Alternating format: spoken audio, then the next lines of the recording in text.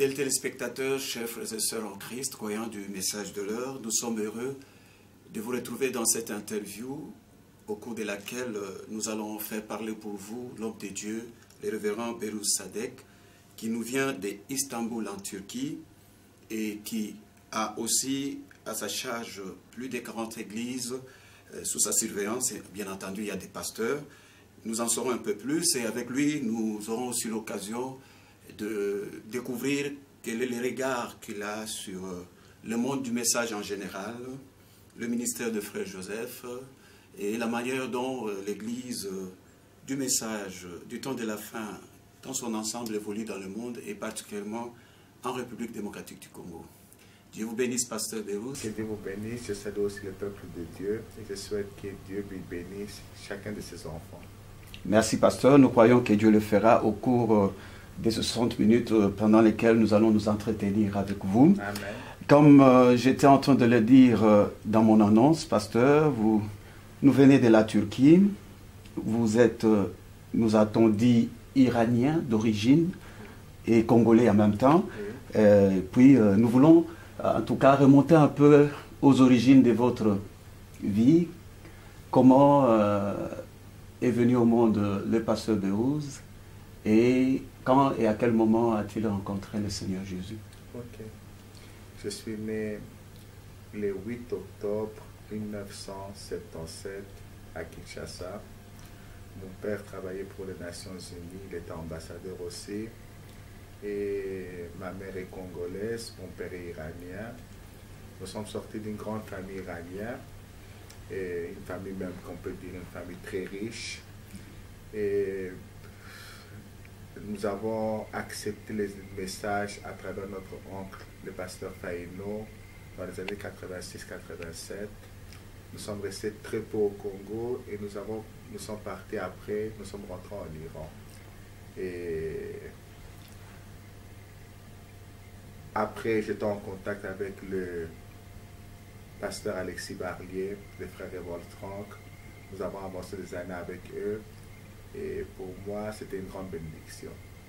C'était une grande bénédiction. Donc, nous comprenons déjà, pour commencer, que la foi du message a été embrassée par votre famille, ou est-ce seulement vous les enfants, donc maman, papa Non, ça a commencé par mon oncle. C'est mon oncle qui a accepté, je pense, dans les années 79 ou 78 les messages à Matadi, mais comme il vivait aussi, comme quand on était à Kinshasa, il vivait aussi avec nous, c'est lui qui nous a apporté les messages. Il a donné une brochure, je pense que c'était l'Apocalypse chapitre 1, et comme maman a lu cette brochure, elle a été très touchée, elle a accepté les messages.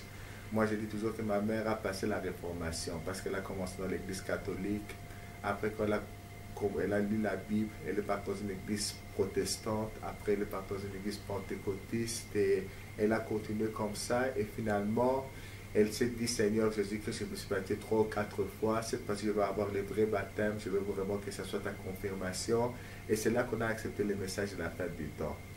Et même la confirmation qu'elle a eue, c'est que le Seigneur Jésus-Christ l'a visité et elle a été touchée par le Saint-Esprit. Elle a vu dans une vision que le Seigneur a apparu et l'a parlé directement. Alors c'est comme ça qu'elle a eu la confirmation aussi du message et c'est comme ça qu'on a avancé. Tant mieux. Et papa, lui aussi, finalement? Non, finalement, avant sa mort, il a accepté Christ. Ok, c'est intéressant. Vous parliez tout à l'heure de frère Alexis Barlier et frère Evold Franck qui sont connus comme le père spirituel de l'évangélisation du message du temps de la fin en Afrique francophone. Oui. Et si vous pouvez nous rappeler un tout petit peu comment vous avez collaboré avec, est-ce que c'est avec eux que vous avez finalement, puisque comme nous allons le voir, pu évangéliser le Moyen-Orient? Bon, ils nous ont soutenus beaucoup, on peut dire, parce que dans le monde du message, malheureusement, ce que nous voyons maintenant, c'est que beaucoup de groupes du message sont très fermés. Et à part, on peut dire vraiment les gens, c'est très rare de voir dans les messages maintenant des gens qui ont le cœur vraiment pour soutenir l'œuvre de Dieu. C'est-à-dire que maintenant, malheureusement, on peut dire, moi quand je parle, nous sommes dans une famille.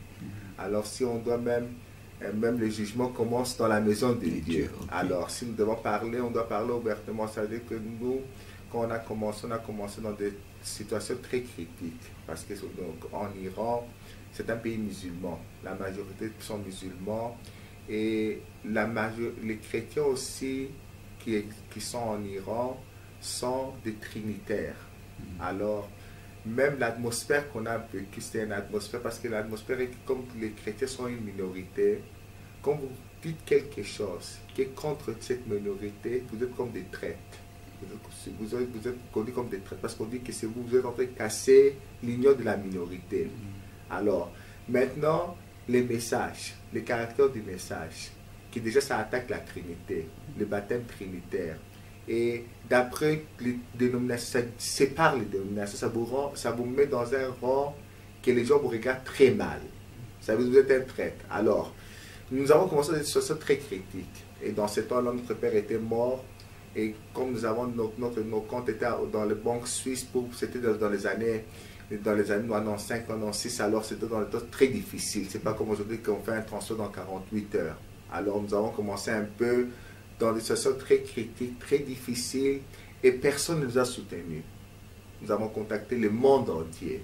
Nous avons demandé l'aide au monde entier parce que l'œuvre commençait, personne ne nous a soutenus. Mais on doit dire que, si je dois être franc, dans ce temps-là, la seule personne qui nous a répondu, c'est frère Alexis Barlier.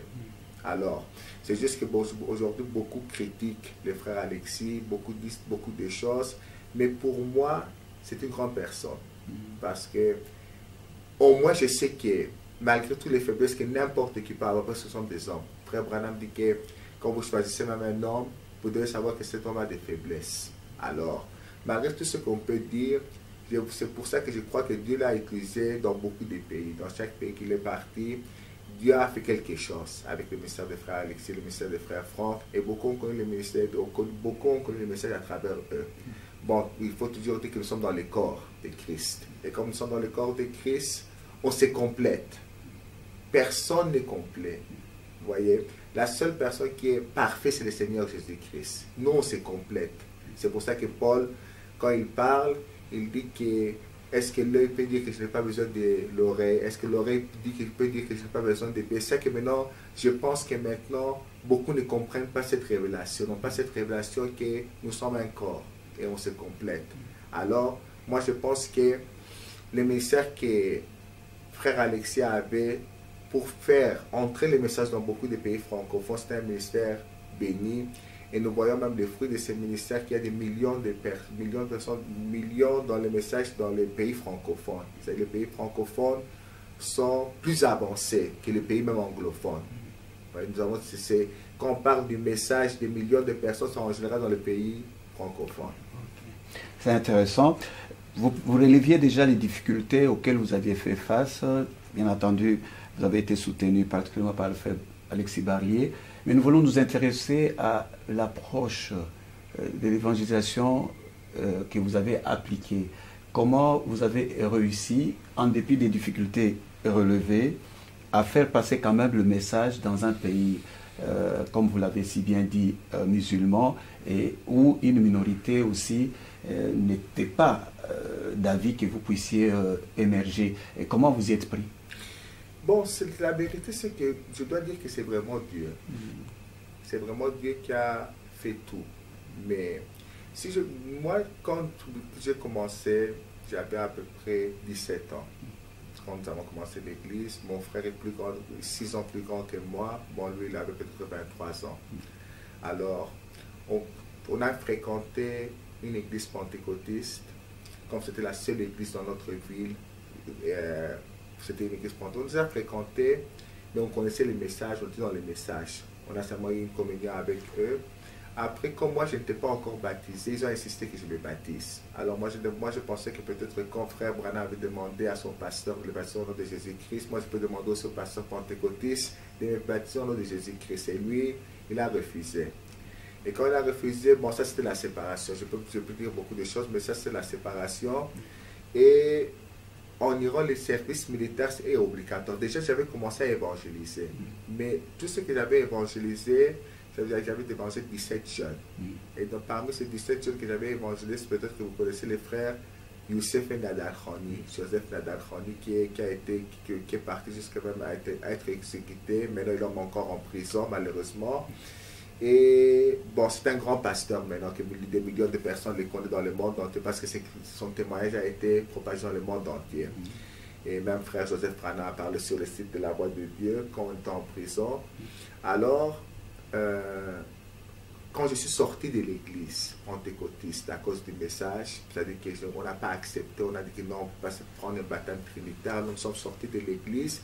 Mais comme je ne voulais pas être la cause d'une séparation, les 17 personnes que j'avais évangélisées sont restées à l'église. Alors après 4 mois, comme le service militaire, quand vous complétez 18 ans, vous devez partir au service militaire. En droit, c'est obligatoire pour 2 ans.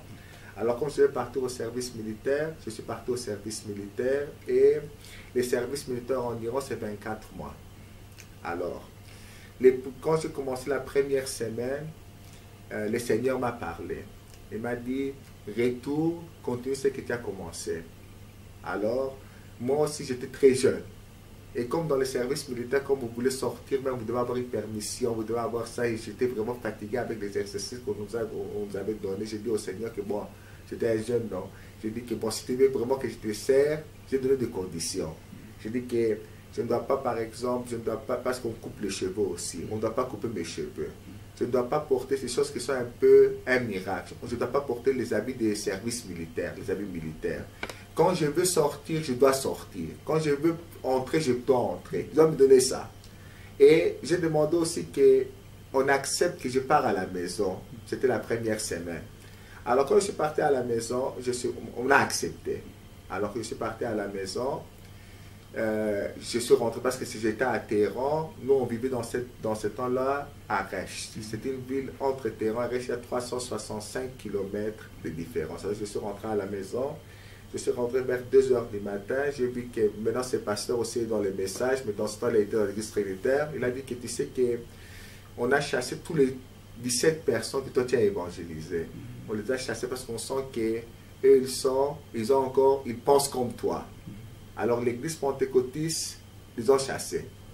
Alors et quand j'ai entendu ça, c'était à 2 h du matin, j'ai compris que pourquoi le Seigneur m'a parlé. Alors ça veut dire que nous ne sommes même pas une cause de séparation. Et nous n'avons pas commencé l'œuvre en tirant d'autres églises. C'est-à-dire les 17 personnes, c'était moi-même qui les avais prêché, la parole de Dieu. Alors c'est pour ça que des fois quand on dit que vous avez causé, vous êtes la cause de séparation, mais quand les deux disent que non. Tout ce que nous avons aujourd'hui sont des âmes que nous-mêmes nous avons prêchées. Vous voyez, c'est juste qu'il y a des gens, des dénominations qui se sont ajoutés, mais c'est peut-être c'est une vingtaine, trentaine. C'est pas comme ça que vous pensez que si nous avons des milliers, ces milliers, c'est vraiment l'œuvre qu'on a évangélisée. Alors, quand nous avons commencé, bon, c'était une longue histoire, je vais essayer de parler un peu en bref, mais alors, les 17 personnes sont venues me dire que frère Bérouz, c'est toi qui nous as parlé, évangélisé. Nous voulons continuer dans la foi. Qu'est-ce qu'on peut faire? Alors j'ai compris que nous devons avancer nous-mêmes. Mais dans ce temps même, je n'étais même pas encore baptisé.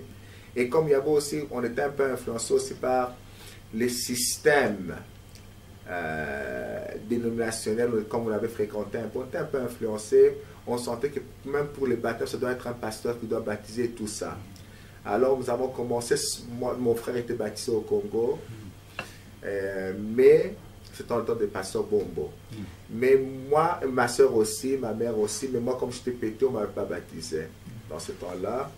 Alors, nous avons commencé même sans les baptêmes. On a commencé à prier, on priait des fois 6 h, 7 h, 10 h, on prêchait la parole, on prêchait le message de frère Branham. Et je ne sais pas, après 6 mois, 8 mois, le Saint-Esprit nous a quittés qu'on doit être baptisé. Alors mon frère, quand il était baptisé, lui aussi, c'était un pasteur, il nous a baptisés, nous tous. Alors c'est comme ça qu'on a commencé un peu.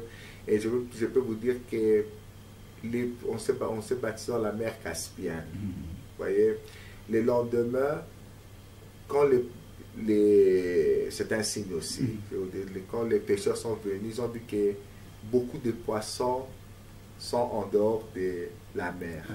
C'est-à-dire des milliers de poissons sont sortis de la mer. Et ils ont dit que c'était la plus grande pêche qu'ils ont eue dans ces 100 ans qu'ils connaissent. Alors c'était un signe pour nous que Dieu va nous donner beaucoup d'exemples.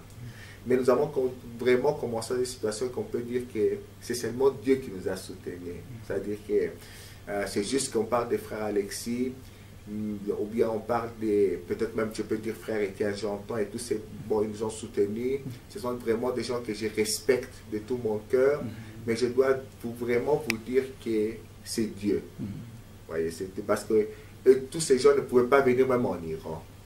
C'était peut-être un contact téléphonique, email, de toutes ces choses, mais vraiment c'est Dieu. Et nous avons commencé par la ville d'Eresh, après Téhéran, après c'est pas de la ville de Karaj, après c'est parti dans tous les pays. Ok, merveilleux. C'est vraiment émouvant. On aurait aimé aller dans les détails, mais je crois que l'essentiel a été dit. Nous nous intéressons quand même, j'ai parlé de l'approche d'évangélisation. Avez-vous tenu des réunions publiques? Avez-vous fait du porte-à-porte? Avez-vous parlé à des personnes dans la rue? Comment vous y êtes pris? Bon, nous avons commencé dans les parcs, voyez, et Dieu m'a dit qu'il commence avec les jeunes. Dans ce temps-là, vous savez que moi, je ne savais pas même que l'Iran sera après appelé le plus jeune pays du monde. Je ne savais pas que l'Iran sera appelé le plus jeune pays du monde. Nous avons commencé avec les jeunes.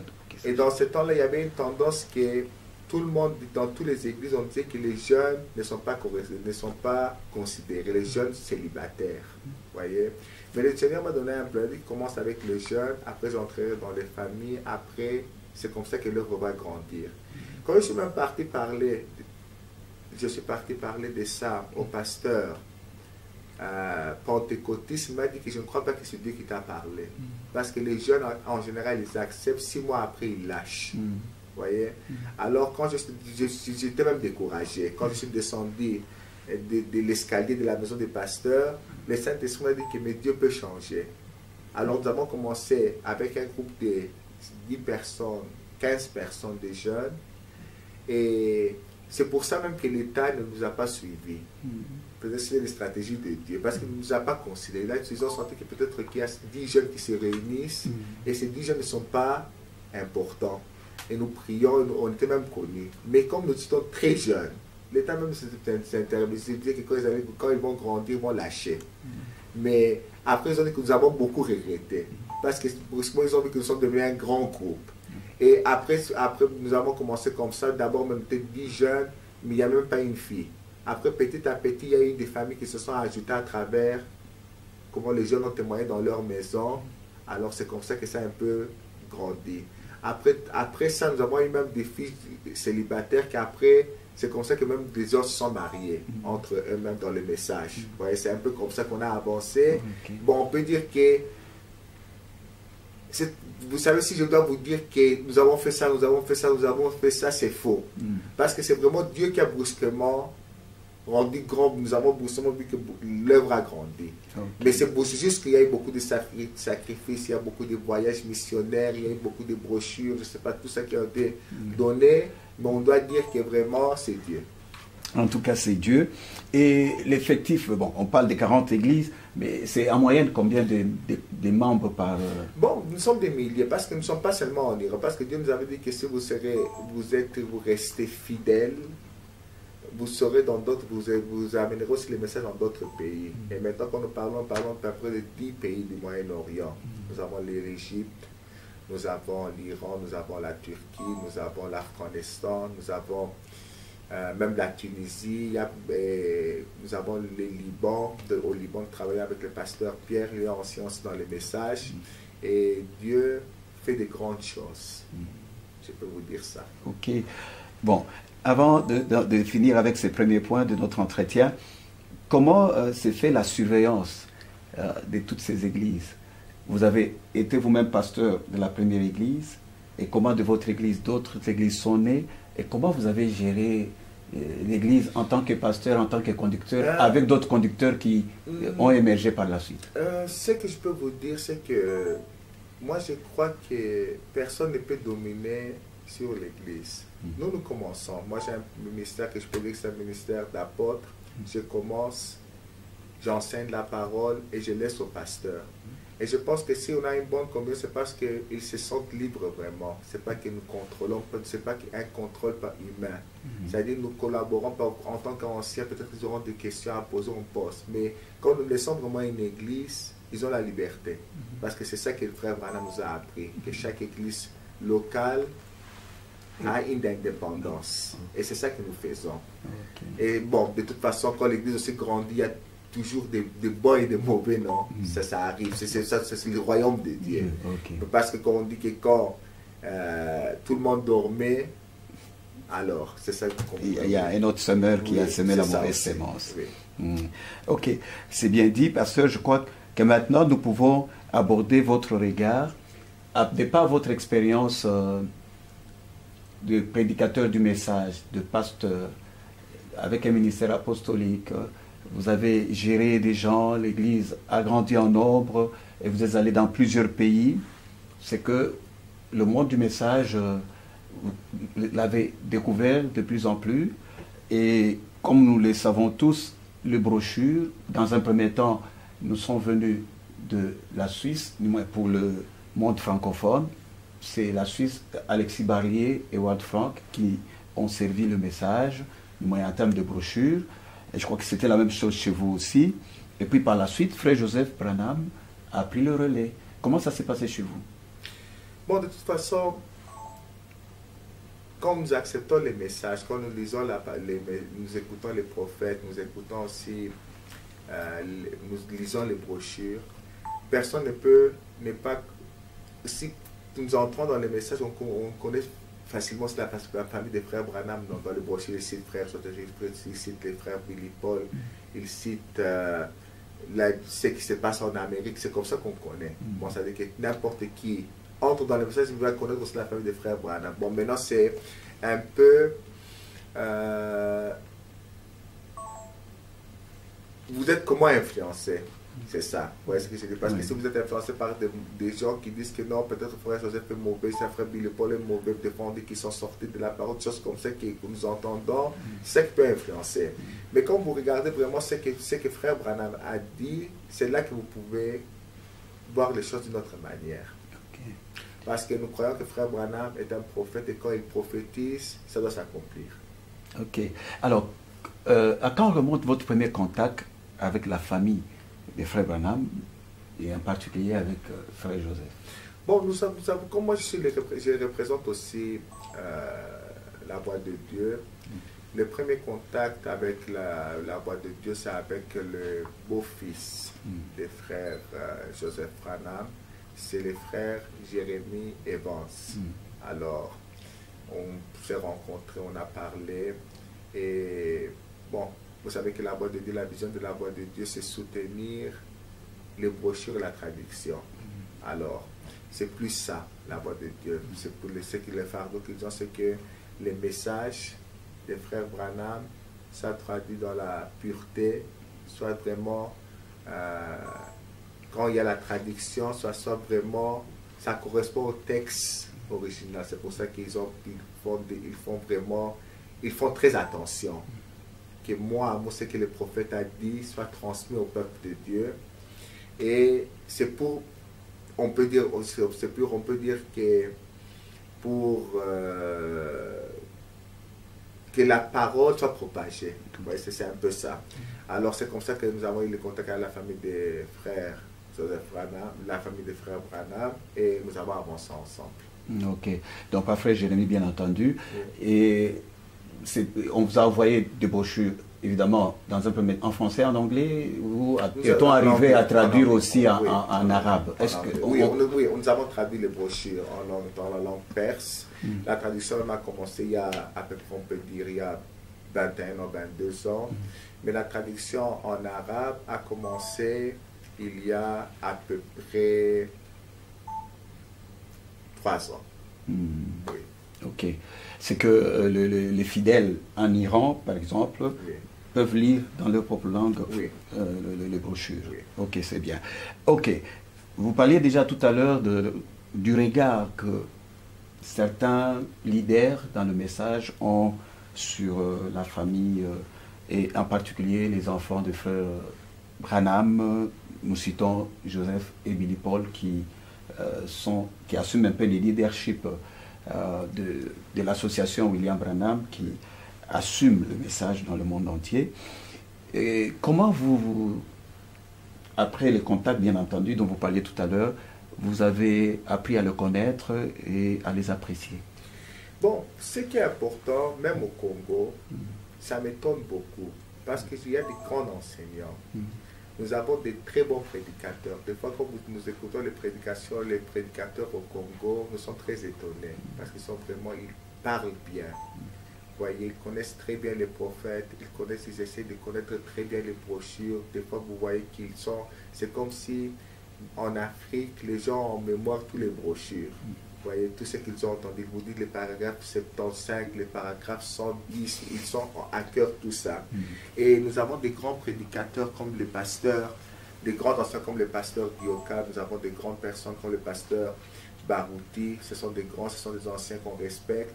Mais ce qui m'étonne beaucoup, surtout dans les années 87, 88, dans la première séparation, c'est que nous avons eu deux tendances. Et dans ce temps-là, nous avons une tendance qui disait que nous avons seulement cru au frère Branham et nous ne croyons pas aux enfants des frères Branham. Nous ne croyons pas à frère Joseph. Nous avons cru eux, ils ne sont pas les prophètes. Les prophètes, c'est frère Branham et des choses comme ça. Et moi, je pense que c'est parce que frère Branham dit que quand vous voulez vous repentir, vous devez retourner à là où vous avez lâché la main. Vous voyez? Moi, je pense que si nous avons eu toutes ces tendances, nous avons eu toutes ces difficultés, c'est parce que les gens ne sont pas restés sur leur place. Chacun a sa place dans le royaume de Dieu. Dans les années 90, nous avons eu la tendance que les gens même attaquaient facilement le ministère des frères Joseph. Et ce qu'ils disaient, c'est que nous restons avec les prophètes et c'est les prophètes et les enfants des prophètes ne sont pas peut-être importants. Nous pouvons faire ce que nous voulons, nous pouvons faire la traduction, nous pouvons faire ce que on veut faire. C'est pour ça qu'il y a eu un désordre. Alors, qu'est-ce qui se passe maintenant? Ce qui se passe, c'est que et ils ont même donné des situations, voyez, pour que le peuple de Dieu le suive. Je ne sais pas vraiment si est-ce que ils n'ont pas vraiment vu la parole de Dieu, ils n'ont pas lu la parole de Dieu, ou bien ils avaient des mauvaises intentions. Je dois être clair, parce que, vous savez, nous, en tant que serviteurs de Dieu, c'est ce que même je disais hier dans la prédication, d'après Jacques, nous serons jugés plus que les autres. Alors, moi, en tant que serviteur de Dieu, je ne peux pas avoir de problème avec mon Seigneur. Je suis le domestique de Dieu, je suis le domestique du Seigneur. Alors, je suis appelé par lui. Alors, je ne peux pas avoir des problèmes avec celui qui m'a racheté. Vous voyez, notre Seigneur Jésus-Christ. Alors, je ne sais pas s'ils avaient de mauvaises intentions ou bien ils ne connaissaient pas la parole de Dieu. Parce que quand j'écoute, par exemple, des grands du message du Congo, on voit les interviews, non, qui disent que c'était un souhait. Vous faites allusion à quoi? Nous faisons allusion au frère Joseph. Que c'était ce que frère Branham a dit, oui, en rapport avec frère Joseph. C'était un souhait. C'est-à-dire, ils disent que c'était un souhait, comme moi, je peux aussi avoir un souhait pour mon fils. Vous voyez? Alors, moi aussi, j'aime que mon fils soit un grand prédicateur. Si vous voulez bien rappeler pour ceux qui nous suivent et qui n'ont pas le contexte de ce que vous dites, qu'est-ce que frère Branham a dit et que les autres qualifient de souhait? Bon, ils disent que frère Branham a souhaité que frère Joseph aussi soit comme lui. Mais c'est un souhait. L'a-t-il dit en ces termes? Non, c'est pas ça. C'est pour ça que je dis ça. Qu'est-ce qu'il a dit? Commençons par la version originale. La version, c'est ça. Frère Branham lisait sur Joseph. Nous tous connaissons l'histoire. Alors, quand il lisait sur Joseph, il a dit que j'ai vu que Joseph, vraiment, c'est un type parfait de Christ. C'est-à-dire qu'il est vraiment parfait. Il était très touché par la personnalité de Joseph. Nous tous connaissons l'histoire. Et quand il pensait au ministère de Joseph, à ce que Joseph a fait, les souffrances, et comment il est resté droit, il est resté droit, il a pris la position de la parole de Dieu. Il a dit que combien Joseph est bien. Et Dieu l'a parlé, il a dit tu auras un fils mais tu vas l'appeler Joseph. Bon. Après, nous avons la prière des frères Branham quand Joseph est né. Nous avons la fille qui a été née avant Joseph et tout ça. Vous connaissez très bien l'histoire. Je pense que tout le monde connaît l'histoire.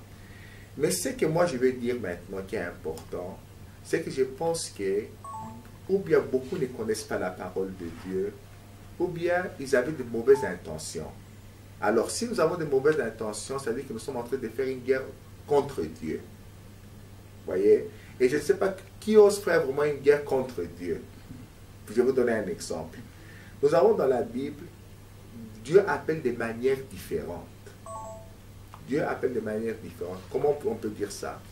Dieu peut donner à une personne une vision. Nous avons ça dans la Bible.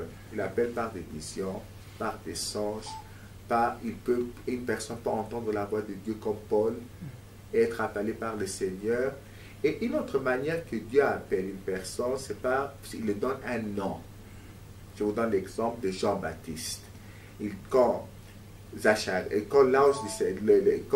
Gabriel a visité Zacharie, il a dit tu auras un fils et tu vas le nommer Jean. Les Juifs dans leur tribu, ils nommaient les enfants selon leur tribu qu'ils avaient. Alors le nom de Jean, c'était un nom inconnu dans la famille de Zacharie. Mais c'est par une prophétie. C'est par une prophétie que ce nom a été donné à Jean. Et nous savons que quand Zacharie a douté, il a été muet. Il est devenu muet. Il ne pouvait plus parler jusqu'à la naissance de Jean. Quand la mère a dit que cet enfant sera nommé Jean, la famille a dit que c'est quel nom? C'était parce que c'était un nom inconnu de leur tribu. Vous voyez, c'était que personne n'avait ces noms.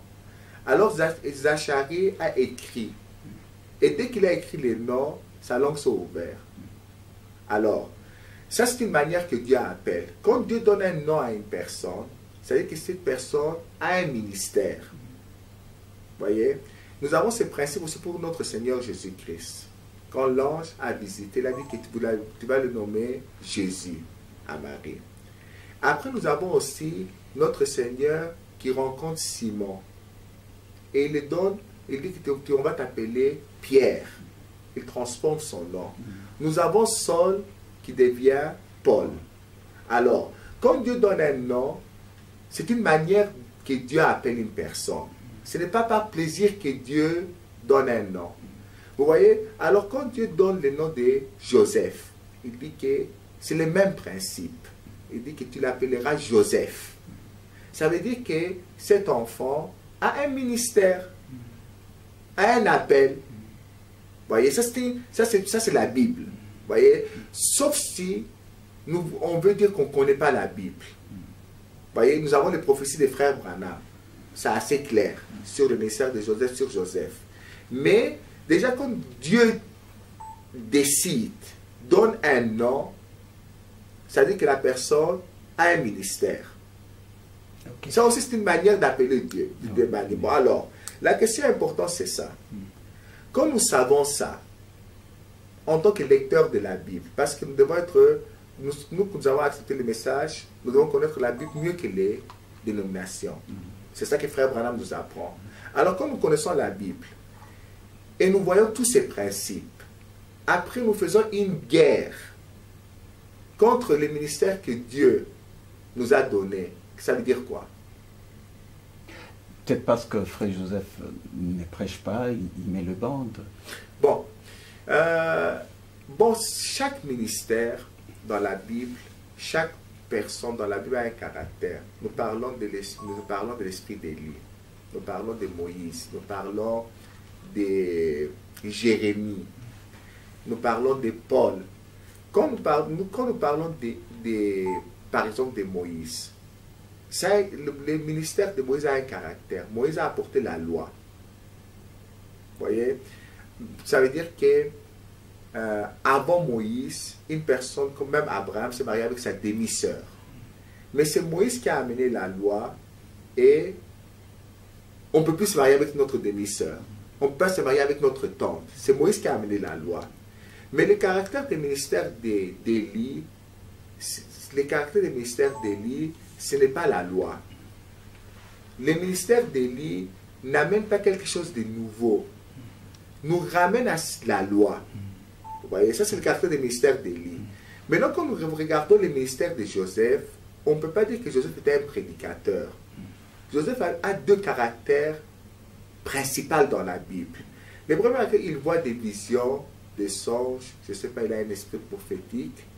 Mais c'est que quand on réfléchit, quand on pense au ministère de Joseph dans la Bible, c'est ce qu'il a fait dans la distribution de la nourriture. Il a emmagasiné la nourriture, il a distribué la nourriture, et ce qu'il a fait a touché non seulement l'Égypte, parce que quand il y a eu la famine, ce n'était pas seulement l'Égypte qui a été touchée, c'était même les pays voisins.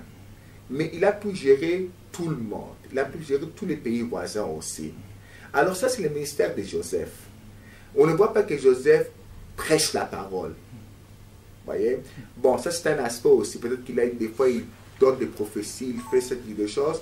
Mais le caractère, c'est ça.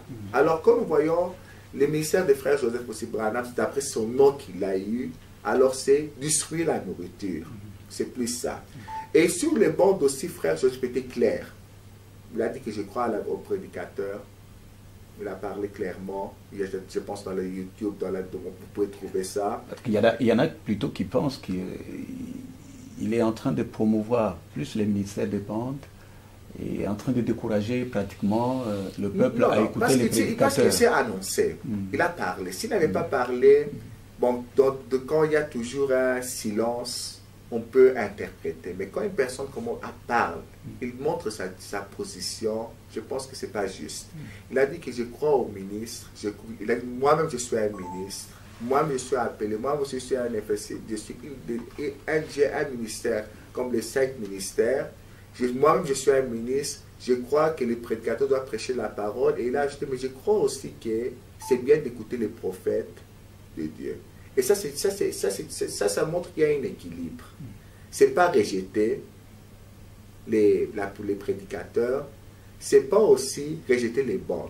C'est-à-dire que de toute façon, nous devons accepter que si Dieu a dit d'emmagasiner les brochures, c'est pour que le peuple de Dieu écoute aussi les prophètes. Vous voyez, il faut avoir l'équilibre. C'est-à-dire que moi, je suis un prédicateur, je prêche la parole, j'ouvre ma Bible, je prêche la parole, je cite les situations de frère Branham aussi. Mais je crois aussi qu'on doit écouter les prophètes. Ok. Alors, je voudrais aller sur le plan pratique. Vous êtes basé à Istanbul. Vous avez évangélisé en Iran. Et comment ça se passe dans vos églises?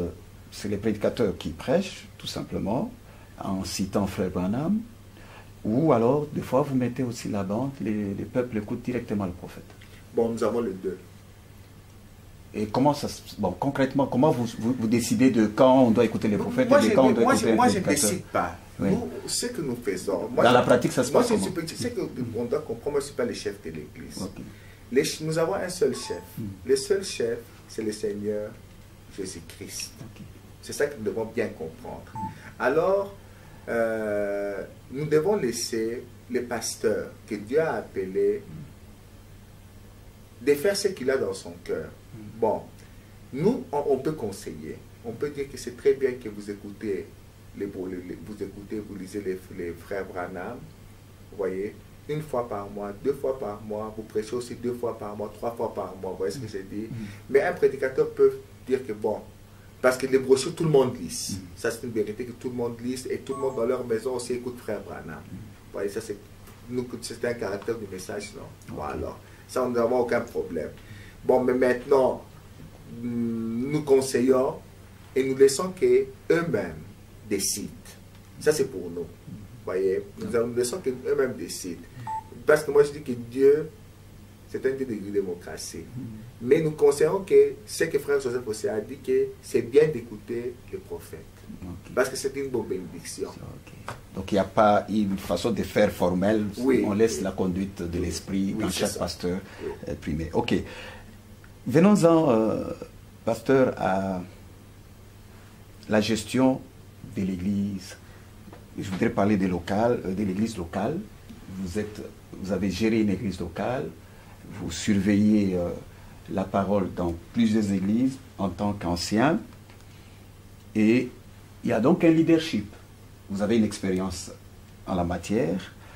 Quel est le regard que vous avez en tant qu'homme de Dieu sur la manière dont les choses se passent dans le monde du message en général, et comme étant partie du Congo aussi, quel regard vous avez sur la façon dont les choses se passent aussi dans l'église, l'épouse du Congo?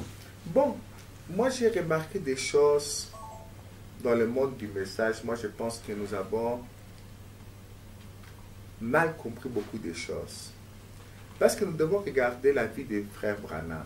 Quand nous voulons interpréter frère Branham, nous voulons comprendre frère Branham, nous devons regarder sa vie aussi. Voyez, nous ne devons pas prendre une déclaration de frère Branham et ce que les dénominations font avec la Bible, je pense que nous sommes en train de faire avec le message de frère Branham. Ils prennent une partie de la Bible, ils font sortir cette partie de la Bible du contexte et ils inventent une doctrine. Je vous donne un exemple. Moi, je pense que le peuple de Dieu est pris en otage par des fausses doctrines qui sont des fausses doctrines du message. C'est-à-dire que le message n'a pas de fausses doctrines, mais il y a des fausses interprétations. Je vous donne un exemple. J'ai remarqué au Congo et dans beaucoup de pays, même en Europe, même on peut dire en Amérique, qu'on prend la déclaration des frères Branham, que frère Branham dit que la dîme appartient au pasteur. Vous voyez? Et on ne regarde pas que frère Branham, après, il dit que l'église me paye chaque semaine $100. Alors, ça équilibre les choses. Vous voyez? On ne regarde pas que frère Branham soutient l'œuvre de Dieu. Frère Branham disait que d'abord Dieu, après l'église de Dieu, après ma famille, après moi. Il se mettait dans le dernier. Bon alors, quand nous regardons la façon que frère Branham vivait, la façon que frère Branham voyait les choses, c'est comme ça que nous comprenons que les pasteurs, beaucoup de pasteurs dans le message, comme c'est à leur avantage, même s'ils voient d'autres choses, d'autres situations, ils préfèrent rester dans le calme, je pense. Voyez? Et quelles conséquences nous avons? Quand vous regardez la vie des frères Branham et la vie des frères Neville, peut-être que frère Neville, comme il était soutenu par frère Branham, il a même une meilleure vie que frère Branham. Voyez? Quand frère Branham recevait un costume, est-ce que vous avez donné aussi à Neville? Vous avez pensé aussi au frère Neville. Ça veut dire que les deux avançaient. Ça veut dire que frère Branham, en tant que surveillant, il se sentait que il a une responsabilité qu'il doit plus même voir frère Neville que se voir lui-même. Mais maintenant, c'est comme si les pasteurs titulaires peuvent dépenser $100 000, $200 000, $500 000 pour lui-même, avoir 5, 6, 10 voitures, avoir une vie luxe, et les pasteurs associés, 0. Vous voyez? Or que nous sommes des collaborateurs. Et ça donne aussi quelque chose de très négatif. Parce que maintenant, si une personne a été appelée pour être évangéliste, voyez, comme l'évangélisme, déjà nous parlons des pasteurs associés, des fois n'ont rien. Alors quand ça devient un évangéliste, un enseignant, il se dit que bon, il commence, il évangélise, il amène les gens dans l'église. Alors finalement, on peut lui donner, je ne sais pas, $20, $10. Alors il se voit qu'il aura toujours des problèmes. Alors il dit, moi aussi je dois commencer une église. Or qu'il n'a pas été appelé à commencer une église ou être pasteur. Voyez, il dit, moi aussi je dois être pasteur. Pourquoi? Parce que quand vous êtes pasteur, vous avez accès à l'argent. Mais quand vous n'êtes pas pasteur, on peut vous piétiner même. On peut vous tuer même. C'est ça que je veux vous dire. Parce que vous êtes négligé d'une manière que vous ne pouvez pas comprendre. Or que ça, ce n'est pas le message. Ça, ce n'est pas ce que frère Branham voulait dire. Voyez? Alors, ça fait que beaucoup de ministères sont étouffés. Tout le monde veut devenir pasteur. Pourquoi? À cause de la caisse. À cause que, d'après eux, Frère Branham a dit que la dîme appartient au pasteur. Alors, si c'est comme ça, si tout l'argent de l'église doit seulement être au pasteur, l'évangéliste, qu'est-ce qu'il va devenir? Parce que déjà même les pasteurs contrôlent même les peuples de Dieu. Si une personne veut soutenir un évangéliste, on dit tu dois me demander la permission. Pourquoi tu as donné toi-même? Tu dois passer par moi. Et si maintenant le pasteur veut boycotter, même comme si vous passez par lui, il peut boycotter et dire que je ne donne pas. Lui, il n'a pas la même vision que moi. Tout le monde doit avoir la même vision que moi. Voyez? Mais Frère Branham a dit que le pasteur est la tête de l'église. Il a l'autorité full et sans partage. Bon, ça c'est vrai, qu'il est la tête de l'église. Mais ce qu'on doit comprendre, c'est quoi? Nous avons des ministères en dehors de l'église. Nous avons des ministères dans l'église. Voyez? Quand nous sommes en dehors de l'église, quand nous sommes dans les corps, nous parlons des corps de Christ, c'est l'apôtre. Quand nous parlons de l'église locale, c'est le pasteur. Voyez? Quand nous parlons d'en dehors de l'église, c'est l'évangéliste. Quand nous parlons maintenant, par exemple, nous parlons que, c'est pour ça qu'on parle de 5 ministères donc, qui édifient les corps. Vous voyez ce que je dis? Nous devons voir nous sommes dans quel aspect. Voyez? Dans l'église locale, c'est le pasteur. Sans partage, comme Frère Branham a dit. Mais dans les corps, c'est l'apôtre. Vous voyez, c'est l'apôtre. Ça, c'est ce que nous voyons, même Frère Branham aussi soutient ça. Oui. Maintenant, l'appel le plus important. Vous voyez ce que je dis? Quand nous sommes en dehors maintenant de l'église, c'est l'évangéliste. Vous voyez, c'est l'évangéliste qui est le chef. Vous voyez ce que je dis? Alors, c'est ça qu'il faut, c'est quand nous sommes maintenant dans les cadres de l'enseignement, vous voyez, Dieu utilise Paul. Paul est un apôtre enseignant. Vous voyez ce que je dis? C'est lui qui parle. Alors, c'est lui qui explique les prophéties de l'Ancien Testament. C'est lui qui nous montre, qui rend clair les choses. Nous devons être équilibrés. Vous voyez? Bon, alors si c'est comme ça, alors, nous tous serons otages d'un seul ministère, non? Or que Frère Branham ne faisait pas ça. Frère Branham soutenait d'autres ministères. Vous voyez, c'est pour ça que je dis que nous devons regarder la vie des Frères Branham. Comment il faisait, comment il voyait les choses. On voyait sa vie, parce que Dieu nous a permis de voir la vie des Frères Branham aussi. Comment il se comportait envers ses frères et ses sœurs dans le Christ. Vous voyez ce que les Frères Branham, c'est une personne spéciale pour moi. Vous voyez, parce que vraiment, ce n'est pas seulement son ministère, sa façon de vivre. Frère Branham, je dis même hier à l'église, j'insiste sur ça, il dit que le même Saint-Esprit qui est sur moi et sur la dame qui balaye aussi l'église. Vous voyez, c'est-à-dire qu'il a un respect envers le peuple de Dieu. J'ai parlé, je dis que maintenant en Afrique, il y a des choses qui s'ajoutent à la Bible, au message. Nous nous appelons frère Branham, frère Branham. Quand on parle de frère Joseph, frère Joseph. Vous voyez ce que je dis? Mais quand nous arrivons maintenant au pasteur, surtout au Congo, vous dites bonjour frère. Les gens vont dire qu'il a manqué le respect au pasteur. Or que nous appelons frère Paul. Voyez? Et ça, c'est pas biblique. C'est pas biblique. Alors, maintenant, même quand nous regardons l'Ancien Testament,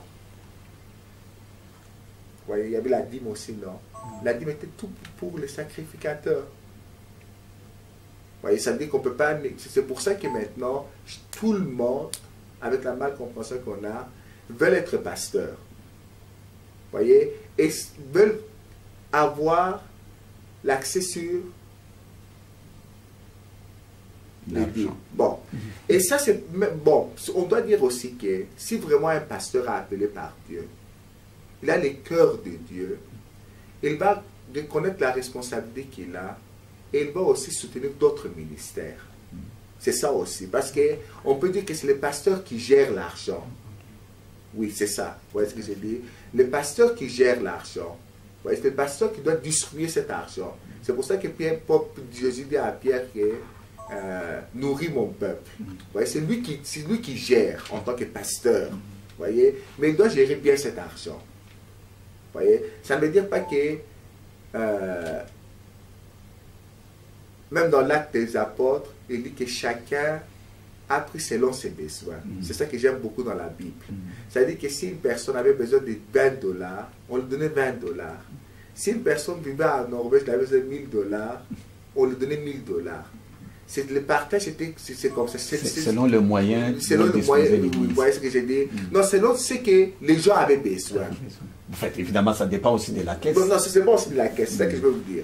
Non, ça veut dire que c'est ça que nous devons bien comprendre que maintenant, on ne peut pas avoir, maintenant il n'y a pas l'équilibre. Comment c'est-il qu'un peut avoir 1 million, c'est-à-dire que garder 1 million de dollars, dire que moi j'ai 1 million, c'est mon droit, et la personne qui collabore avec lui n'a même pas 1 $. Et il y a une chose que tout le monde doit faire attention. La dîme est donnée à Dieu, d'abord. Tout à fait. Et c'est le peuple de Dieu qui donne pour l'œuvre de Dieu, pour avancer l'œuvre de Dieu. Ce n'est pas quelque chose de personnel d'abord. C'est la rémunération du ministre.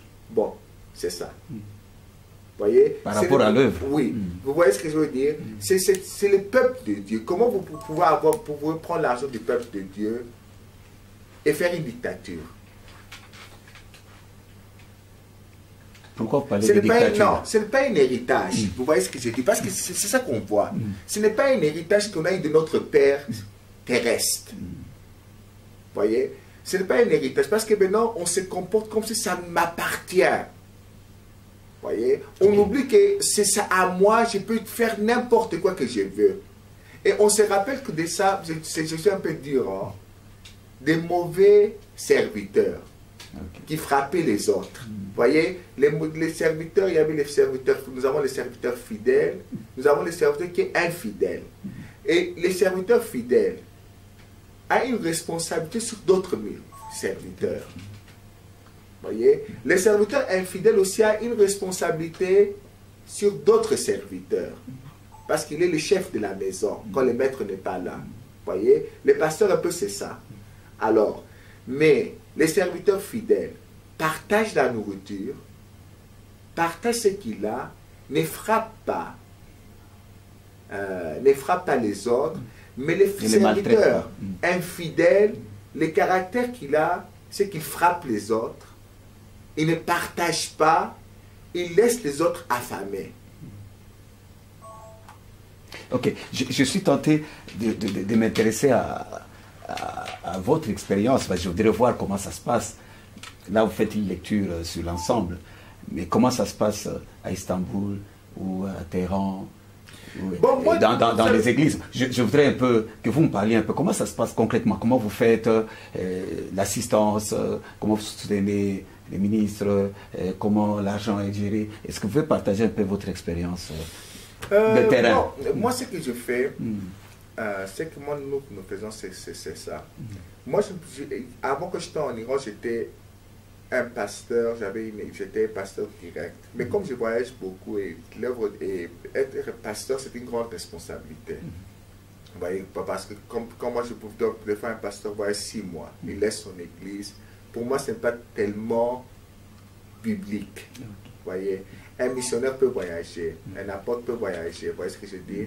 Mais un pasteur doit plus rester et donner la nourriture. Ça ne peut pas dire qu'un pasteur ne peut pas voyager. Vous voyez, mais quand un pasteur reste 9 mois, 10 mois à son église, moi je ne crois pas que c'est tellement biblique, c'est ça. Vous voyez, oui, il laisse poussement. C'est juste qu'on peut avoir des collaborateurs, mais le pasteur doit vraiment, pour moi c'est un ministère local qui doit rester, plus avec son troupeau. Vous voyez. Alors, moi c'est pour ça que dans toutes les églises que je commence peut-être moi-même le pasteur, après je laisse à un pasteur. Vous voyez, après je laisse à un pasteur.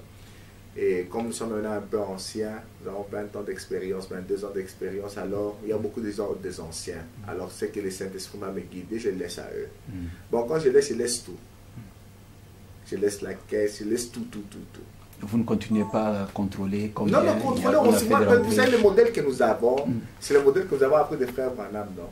Alors ce qu'on conseille aux ministres, c'est que bon, tu n'as pas 5 personnes qui travaillent avec toi.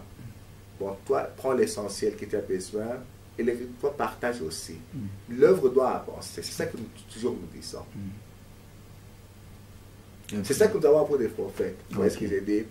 Et personnellement, comme moi-même je travaille, alors, de ma façon, si je soutiens l'œuvre de Dieu. Comment vous faites pour soutenir l'œuvre de Dieu? C'était des légumes sont récoltés et puis on applique un thème de pourcentage missionnaire pour les missionnaires ou pour le pasteur. Moi-même. Comment aider quelqu'un fait? Parce que un pasteur aimerait savoir comment vous vous en tirez. C'est mon expérience, chacun évolue de sa manière. Je suis tellement fatigué que parce qu'on s'attend des fois aux frères et aux sœurs. Nous disons que nous sommes des millions. Mais des fois, nous voyons que nous sommes aussi, c'est vrai que nous sommes des millions, et Dieu merci parce que nous sommes des millions, mais nous voyons aussi seuls. Voyez? Quand on parle de l'œuvre de Dieu maintenant, et quand on demande même des soutiens, beaucoup veulent infiltrer leur vision. C'est-à-dire, ils disent que d'accord, on vous aide, mais, d'accord. Ou bien des gens refusent, ou bien ceux qu'ils acceptent des fois, veulent qu'on entre dans leur aussi, dans leur vision. Voyez? Et malheureusement, le Moyen-Orient, c'est un terrain que beaucoup ne connaissent même pas. Vous voyez, ils ne connaissent même pas. Ils ne connaissent même pas la culture islamique, qu'est-ce qu'un musulman dit, comment un musulman pense, tout ça. Mais beaucoup pensent qu'ils peuvent gérer tout. Vous voyez, nous avons eu un missionnaire canadien qui est venu au Moyen-Orient. Après, il a fait un dégât que vous ne pouvez pas imaginer. Quand je suis parti au Liban pour amener les messages, les frères qui travaillent avec moi me disaient on ne peut pas parler avec eux. Pourquoi on ne pouvait pas parler avec ces groupes? Parce que lui, il était déjà parti, il avait détruit. Après, on disait, je partais dans un autre groupe, qu'on ne peut pas parler aussi à ces groupes, parce que lui, il a détruit ça. Vous voyez, parce qu'il n'a pas l'expérience. Vous voyez, c'est comme Frère Branham dit que comme vous n'avez pas été appelé, on ne doit pas faire les aventures. Mais beaucoup maintenant essayent de faire des aventures dans les messages. C'est-à-dire qu'au lieu d'être appelés, c'est les fruits de leur ministère qui montrent. Hein. Alors finalement, il n'a pas eu quelque chose au Liban, il n'a pas eu quelque chose au Moyen-Orient, mais il a détruit beaucoup de choses. On dit construire est difficile, mais détruire c'est très facile. Bon, dans son cœur, il peut dire, moi j'ai fait ce que j'ai fait. J'ai amené les messages. Et ils ont refusé. Le cœur du peuple de Dieu, il n'y a pas le cœur, il n'y a pas ça, il n'y a pas ça. Vous savez, il y a toujours des excuses. Moi j'ai fait ce que je devais faire.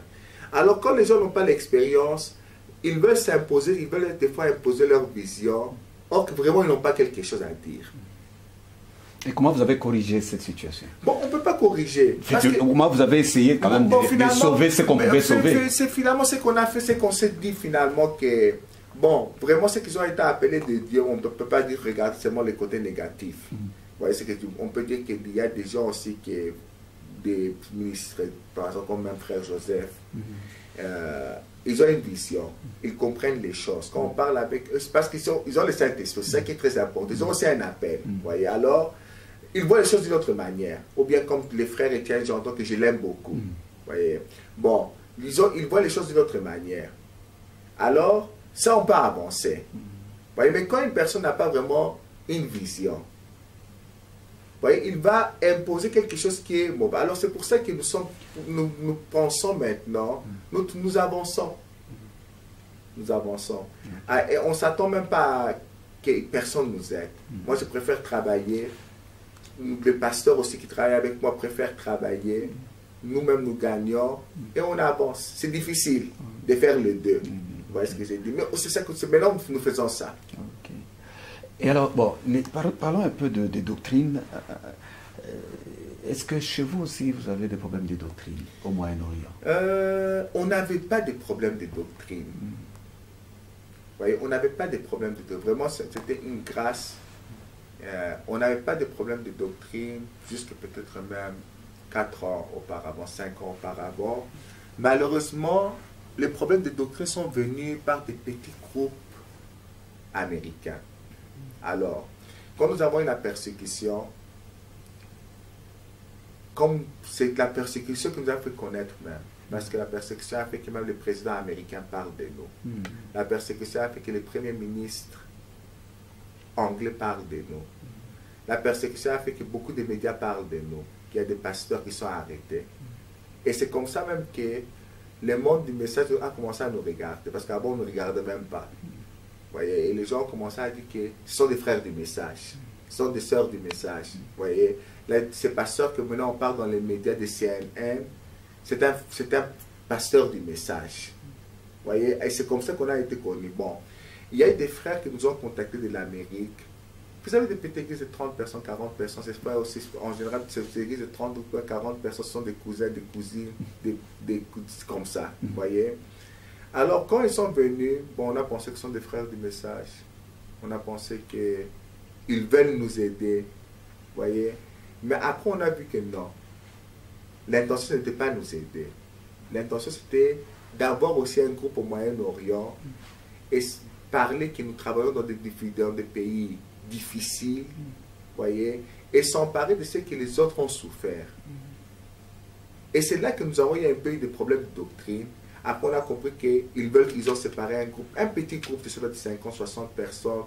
Et comme il y a beaucoup de tendances dans les messages, ils voulaient amener aussi leur vision. Bon, ils n'ont pas réussi. Mais seulement, ils ont créé des divisions, ils ont un peu créé des choses qu'on ne peut pas dire que c'est chrétien. Et parlons de la persécution, parce qu'on en entend parler de loin. Oui. Et vous avez vécu cela. Comment ça se passe, cette persécution? Et c'est pourquoi on vous persécute? Comment on vous persécute? Et comment vous faites face à cette persécution? Vous savez, c'est les États islamiques sont les États qui, quand un musulman accepte Christ, ils sont violents. Même les familles musulmanes. Voyez? Alors, quand vous prêchez dans les pays islamiques, alors toujours nous aurons des fanatiques. Et c'est ces fanatiques qui créent toujours des problèmes, qui créent la persécution. Bon, l'État islamique, on dit que par exemple en Iran, c'est la République islamique d'Iran. Bon, alors c'était une idéologie islamique. Alors même quand on avait voté, je ne sais pas, 40 ans auparavant, les gens ont voté pour la République islamique. Il y avait un référendum dans 40 ans auparavant, maintenant les gens ont changé. Même ils regrettent. Mais ils ont de toute façon voté pour la République islamique. Alors la République islamique, ça veut dire que c'est les religieux qui ont pris le pouvoir. Alors, maintenant quand ils voient qu'une population accepte Christ, ça montre que déjà il y a un danger, non?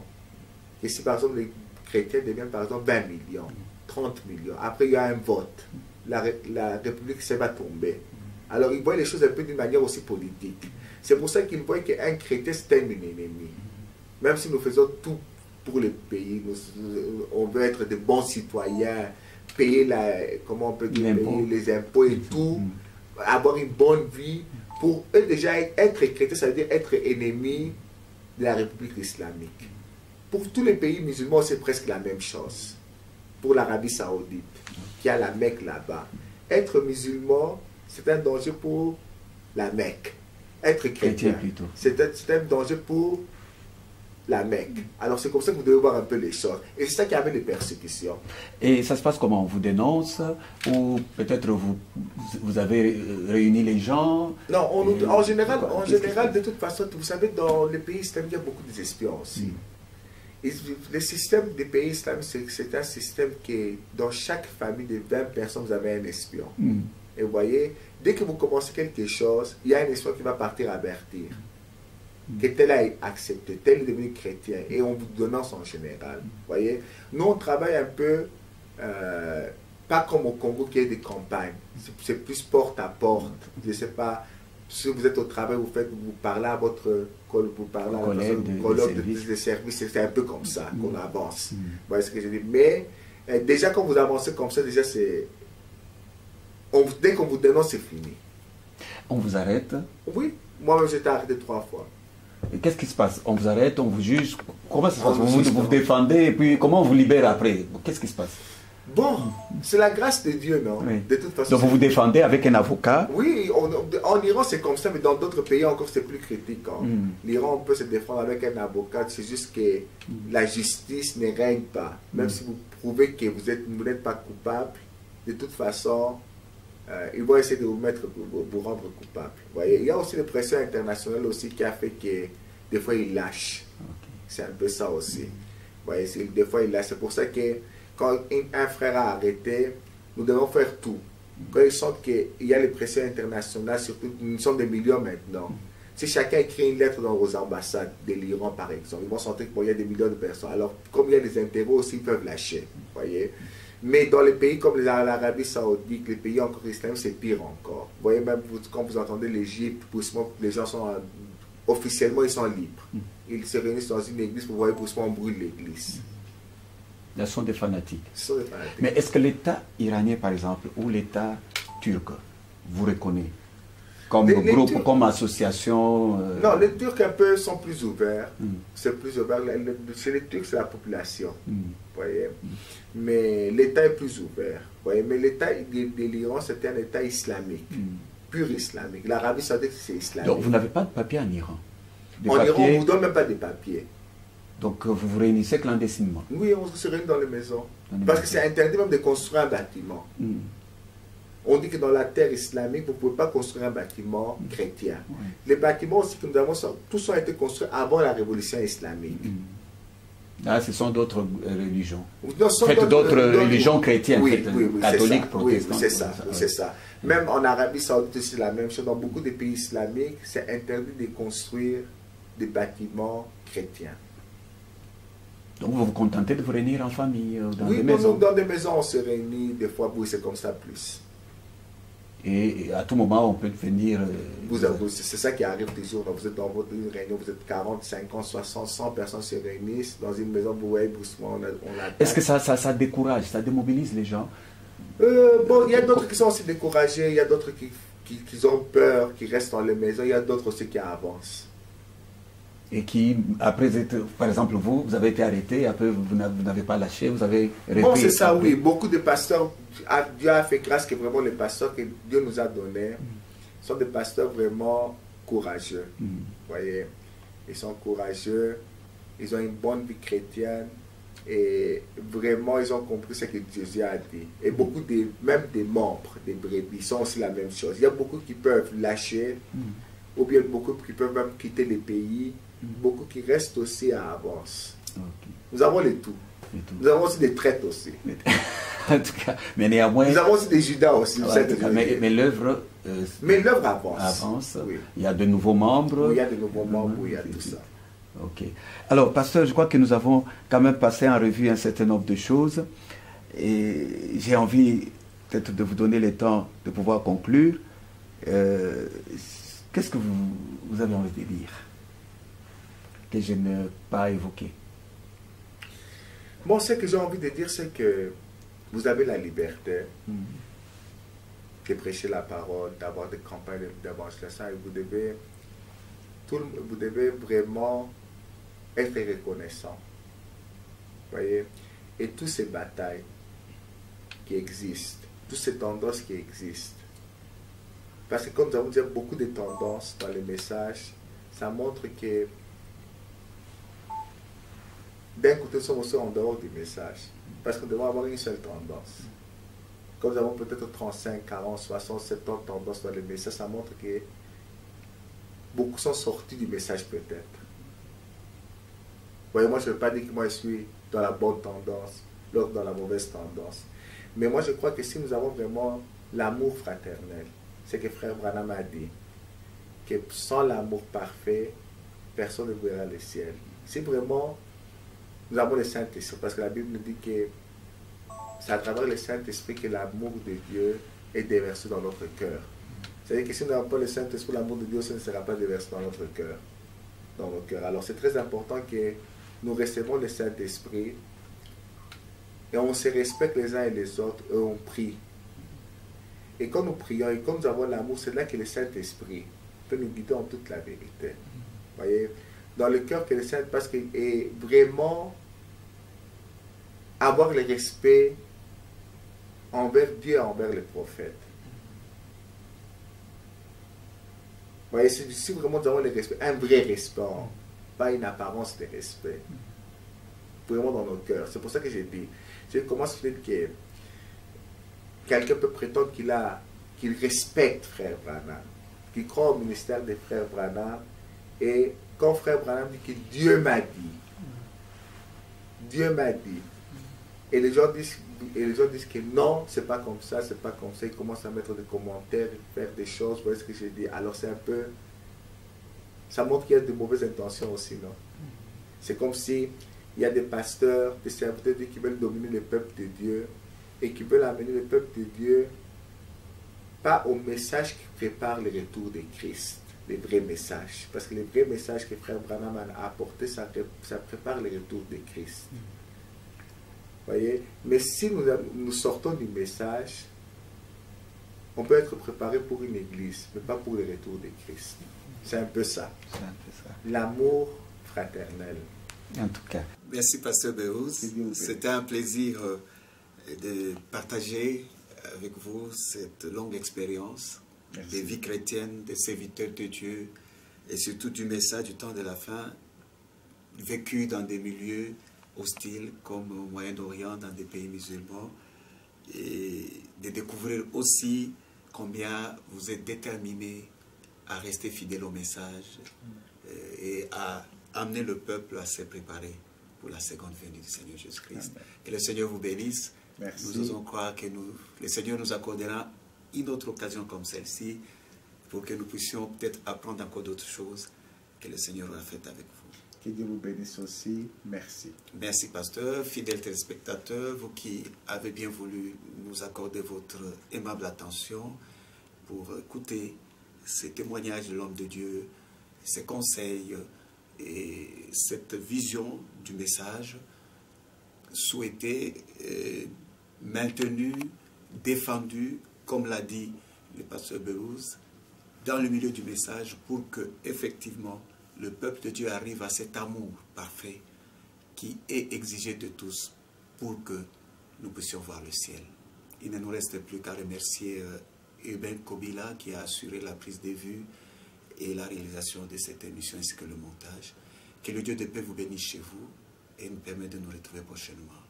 Au revoir.